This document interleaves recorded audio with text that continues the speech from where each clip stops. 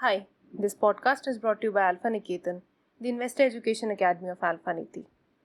Indian stock market, an island of refuge. The annual spring meetings of the world's two prominent leading institutions, World Bank and the International Monetary Fund (IMF), are underway. Global growth is projected to slow to 3.6% in 2022 from 6.1% in 2021. That is lower than the growth estimated in January 2022. The IMF has warned that the forecast assumes the conflict remains confined to Ukraine. It could deteriorate further if it spreads to other parts of Europe or different countries. The outlook for global inflation continues to paint a grim picture. It would stay higher than previously forecasted as commodity prices continue to rise. IMF projects the inflation rate at 5.7% in rich countries and 8.7% in emerging and developing economies. It is a good 1.8% to 2.8% higher than projected in January 2022. That is no good news for financial markets as risk appetite goes down. Equity assets in risky emerging markets would continue to see a sell off. Foreign portfolio investors have pulled out close to $20 billion worth of Indian equities in 2022.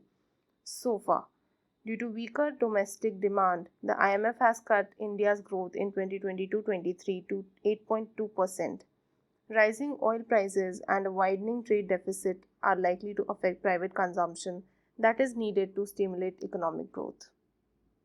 The Global Financial Stability Report released during the spring meetings highlights that the domestic banks in emerging markets hold a high quantity of government securities.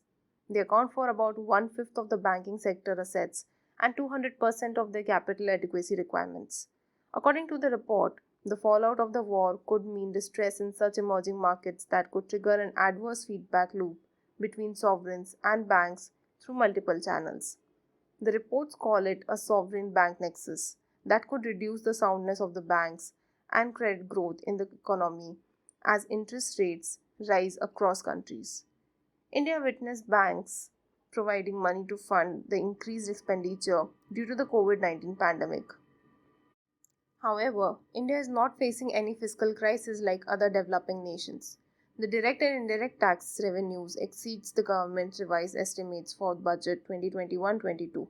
India has record food stocks and production to control any surge in food inflation if one goes by the Monetary Policy Committee report released last week. The Nifty index is down nearly 3% in 2022, while the shares of state-owned banks represented by the PSU index gained 11%.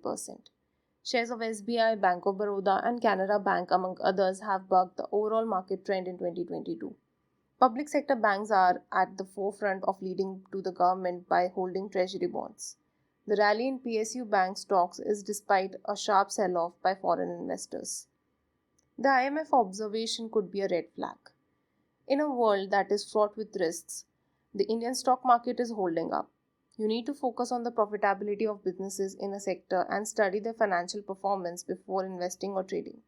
Even at the lower target of 8.2%, India would be the fastest growing major economy in 2022. You need to plan your investments accordingly. At Alphaniti, we help you do just that. Thank you.